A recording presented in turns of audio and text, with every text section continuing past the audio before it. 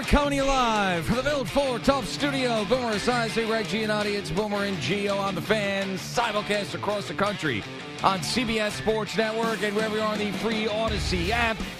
Good Thursday morning. A rookie performance on the mound again by Trey Savage that was absolutely breathtaking from the Toronto Blue Jays soon-to-be superstar. We will see if he is one of these guys that gets a $400 million contract. At some point, the Blue Jays are one win away from winning the World Series. More's coming out on what's going on with the Knicks and Mike Brown and maybe why this offense is a little bit confusing. It was eye-opening to some, not so much to us, having listened to Rick Pitino in the offseason. And I've got two nipple stories this morning, Boomer. I'm very, very excited about the two nipple stories I'm going to share with you later on. It's always a feel-good Thursday when you got multiple nipple stories. Good morning, Boomer. How are you? It's not a feel-good Thursday with the weather out there the way it is. But anyway, I will say this, that number one, we need to have a sign on this studio. Sign on the studio? And I think Al has to do this today. He has to come up with it today. Do it, I don't know, do your AI thing, do whatever you want to do.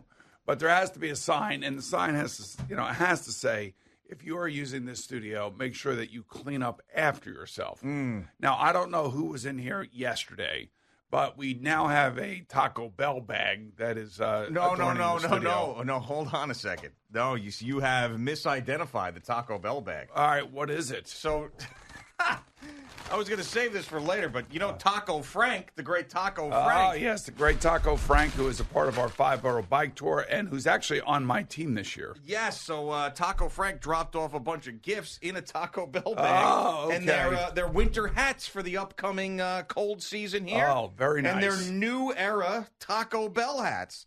So you got the little Live Moss on there and everything else, because that is what Taco Frank does. And then he also sent me a bunch of Pinola cookies in a jar back there that he would like to share with everybody. Okay. And then here are 700 coupons for a free taco. And then there's something else in here, I do like too. a good Taco Thursday. There's no question about that. Or a Taco Tuesday, for that matter. Yep, here he goes. Yeah. Good morning, boys. I came by the studio for my annual visit to celebrate 39 years since the Mets' last pennant. Because he doesn't like the Mets, so he likes to, do that rub it in a little bit, yeah. My wife loves Boomer. I hear that a lot. Okay. I wanted to make you guys some Italian Pinola cookies, which are in my office. I will bring them in. Thank for all you do every day, Taco Frank. And then there's also, I don't know, these are burgers for some place that I don't know if it exists on Long Island, so I'll hand them out to somebody else. All right, well, that's tremendous, and I do appreciate that, Taco Frank. Thank you so much. I do kind of take back my thought process of how people leave things behind, but I still think that having Al do busy work, because he hates doing busy work, is an important aspect of what I was going to ask him to do this morning. Yeah. So I still think you need to make a sign and put it up on the door there. Isn't that one of those things, though, that you put up a sign like that and then people just don't pay attention to it? No. Not only it becomes a catalyst for bad behavior, where people don't like, oh, you're going to tell me not to mess or clean up after myself in the studio. I'm just going to leave crap all over the place because who do you think you are? This is your studio. This is our studio. People like that. You know what I'm saying? Well, this is our studio. No, so I know, screw. but it's like. It's like parking in a no parking zone. I mean, we just gotta do everything that we're not supposed to do. I'm just telling you, human behavior, man. They put up a sign. And they say, "Don't park here." So, what do? Do you park there? No, you don't park there. I don't, but I feel like when it's something like because the people are not going to get a ticket. You know what I'm saying? They can get a punch in the face. He's going to punch our employees in the face. I'd love to see that. I would love to see that. Well, I just think that it's respectful. That's all. Yeah, no, I know. And a sign should say, not like a glaring, don't leave your crap behind. That's not like that. Yeah. Respectfully, respect our studio. The studio. Or the studio. Yeah, see, when it says our studio, people are not going to like that. You know what? I'm just saying, man. I'm just trying to help out. Okay. Trying to help out. That's all. By the way, last night, this game last night was amazing because it reminded me of when Savage was pitching against the Yankees. Yep. The Yankees couldn't hit him for crap. That's right. And they're slamming home runs all over the place.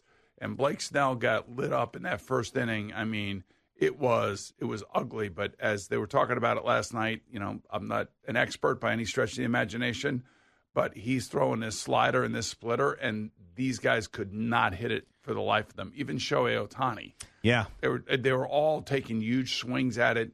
I mean, it's too bad that if there is a Game 7, I'm sure he would be ready if he had to go out there and do something for a couple innings.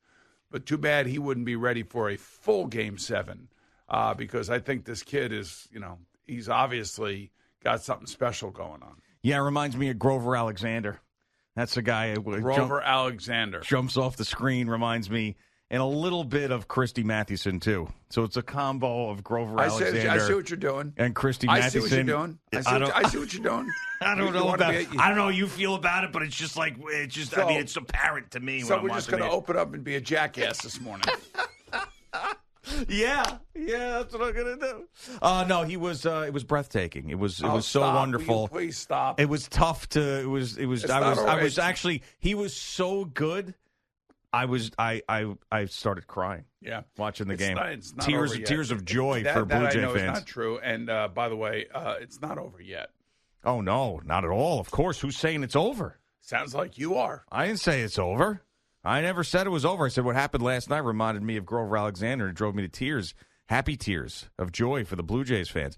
But no, I don't think it's over. I mean, you got the best team in baseball, the highest paid team in baseball, the most stars, all that stuff. And the Stars were terrible last night. I'll put it this way. You Savage shut down that lineup and all the big bats in it. I mean, those guys went like 0 for 11 or 0 for 12, whatever it was.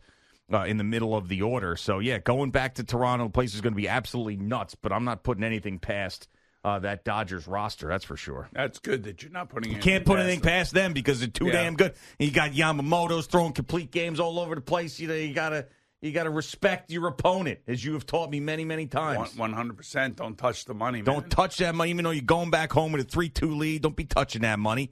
Respect the game. It's called respecting the game, respecting your opponent. And there's a lot of... I said the Houston Oilers, then you can absolutely trash them and beat them. True. Yeah. There's a couple franchises you just stomp all over if you'd like. But I was thinking of you, though, with this whole 3-2 thing with Toronto, believe it or not. Why? Because the Blue Jay fan, also a Maple Leaf fan. Oh, that's true. You know what I'm saying? That is so true. They're not allowed to have good things either. They usually have their heart ripped out. Exactly. And I understand that the Blue Jays in the early 90s, they won.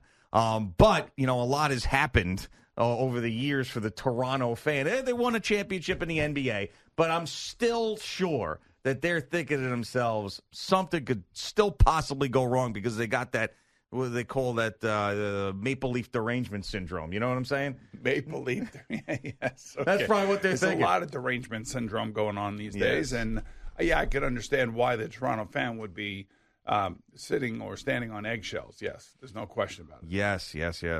But yeah, it did a decent rating. I gotta give it credit for that 18-inning game. Apparently, there's 11 million people would watch, which I think is a little bit better than what we've seen the last number of years in the World Series. Well, what happened is the football game was over, and then everybody else tuned in. Yeah. That's probably what happened, because I think the football game ended up doing about 17 or 18 minutes. It was 17, yeah. And also that game, you would talk about it over. It was, over before it started because the second half, but no one expected the Commanders to win the game. No, I know that. And the second half, Kansas City asserted themselves. They beat down the Commanders for sure. And I think a lot of people switched over to baseball. And when you see a baseball game, I told you that goes 18 innings. It was going to garner a lot of eyeballs. And certainly these two eyeballs were right on it. Yes, they were, as we found out the other day. And speaking of the NFL and primetime games and all of that, one of the best players in the league reemerges tonight on Thursday Night Football with a big task ahead of him at 2-5 to try to get this team back into the postseason and give it another run. And, wouldn't this be the fitting story for a Ravens team in this era, the Lamar Jackson era, who has not won? Obviously, they won with Joe Flacco, where all these years where, they were at the top of the division, top of the conference, and Lamar's winning MVPs and all of that, but they got knocked off in the playoffs at the year they start 1-5, that they get really hot towards the end of the season, and then this is the year that they get it done and go to the Super Bowl. I wouldn't put it past them, but The league is better. We know this. It's obvious with Lamar Jackson playing. The guy is so exciting. It's one of those things that, like, when he's gone, you really miss him. You take him for granted. I mean, it's like you miss Joe Burrow, too. Yeah, of course. But, I mean, I'm used to Joe Burrow not being around now at this point, unfortunately. But I'm excited to see what he looks like tonight, and I'm expecting a huge performance by him. Yeah, I would think so, too. And the other thing, too, about the Bengals and Joe Flacco may not play this week. Oof. That means Browning's back under center, and this means everything's lining up for the Ravens right now. And the best thing about the Ravens is what they did to the offense of the Bears this past weekend. I mean, they absolutely shut them down. And this is a defense has been one of the worst defenses in the entire league up until this past weekend. So if that defense can play like it did and continue to get better with Lamar back, they've only played 7 games. They got 10 more games to go. They could end up 10-7. They could end up 11-6. I mean and they could win that division. And they still, even though they are in third place as we sit here right now, because the Browns have lost 6 games and the Ravens have lost 5 games. The Browns are 0-3 in the division. The Ravens are 1-0 in the division.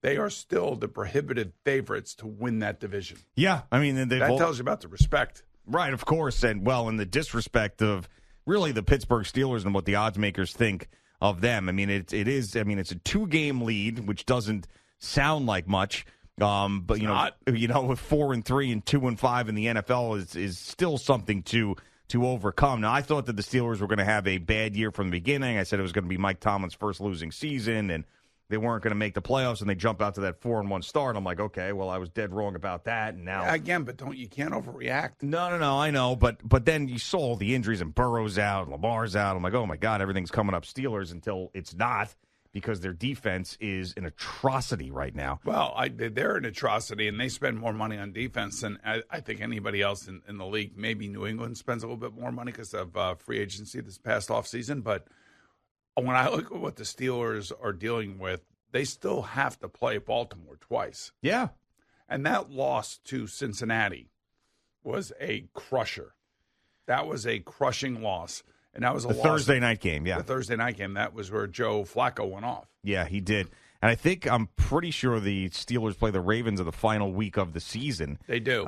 Yeah, so that could be, one of those win and you're in, or win in the division and title is yours type of games. Well, here's the Steelers right now. Look at this. They got the Colts at home, at the Chargers, then they play the Bengals at home, at the Bears, Buffalo at home, at Baltimore, Miami at home, Detroit, at Cleveland, and Baltimore. So, I mean, they could get to 10 wins easily. Yeah, but I mean, some of these games, like the Indy game, obviously is a tough one. Well, yeah, but it's in their building. It's Indy. This would be a really good test for Indianapolis to see just how good they are. Go in there and run through the Steelers and come out of there with a huge win and go to 8-1. You'd have to believe that they would be odds-on favorite to win the AFC. Yeah. Did we do the spread on that game? Because I'm really curious to see what the hell that would be. I would think the Steelers are probably favored by about 1.5. Yeah, maybe. That would probably 2.5 at most, maybe. As I open up my FanDuel Sportsbook app to go check that out, that's an interesting one. If we were doing the picks the old way, we definitely would have picked that game for sure. But this is one 3. It's a full 3. Whoa! Colts -3. Colts are favored, yeah. Colts -3. Not surprising. Yeah, with the way that they have played. Man, oh man, oh man. And the Giants are +2.5 at home to the Niners. Obviously, the Jets think are about off this. You're the Steelers. You scored 56 points in the last 2 games and lost both of them. Yeah, that's not good for locker room morale. You know what I'm saying? I thought they were known for defense myself. Well, they were at one point. Not right now. Steel curtain my ass. Like every team has, their own reputation about what they do and what they do well. Some years it doesn't work out that way. Talk about like franchises or the current structure of the team. Franchises. Yeah. The Steelers have always been known, obviously, because of the steel curtain. The great steel curtain. But that's a defensive team, of course, always. Yeah. Well, that defensive team had the great Terry Bradshaw. The defensive team when Bill Cowher was there and Dick LeBeau were there. That's Ben Roethlisberger. Yeah, I understand, but there still were always. I mean, even prior to Ben, though. I mean, that defense was like Greg Lloyd and Kevin Green and Jason Gilden and all that stuff. They always had great outside linebackers. Right. They were just yeah. I mean, that's what they were. And then Troy Polamalu. They had more stars, I feel like, on defense than they had on offense, even though they had Bradshaw, Swan, Franco Harris, Stallworth, Ben, Hines Ward. I could still name two. Antonio Brown, Le'Veon Bell. Yeah, I know. They were great at one point. Plaxico Burress. They definitely were. Yeah, Plaxico, though, his career in Pittsburgh, not that great. It's not even close to what Antonio Brown did there. Like when Plaxico's there, do you consider him like now that George Pickens is with the Cowboys and actually had his day in the sun here the last couple of weeks, I kind of the Steelers got rid of Pickens. Yeah. They also got rid of Plaxico. Also got rid of Antonio Brown. They did. Yeah. So, I mean, but those guys all had their issues, right? Plaxico, I heard, was down at your... He's at Garmani, yeah. Garmani, boom. Looks good, man. Yeah, that's what I heard. You forget about how big he is. I mean, he is a big, tall, long human being. Well, yeah. Play wide receiver in the NFL. Man, I never threw to a guy like maybe Chris Collinsworth was that big, believe it or not. Really? About the same height, I would say. Come on. I feel like Plaxico was much bigger, but I guess I don't really know. I think Chris was probably, I want to say he was 6'5", about 200 pounds. So Plaxico is 6'5". Collinsworth is 6'5". There you go. See that?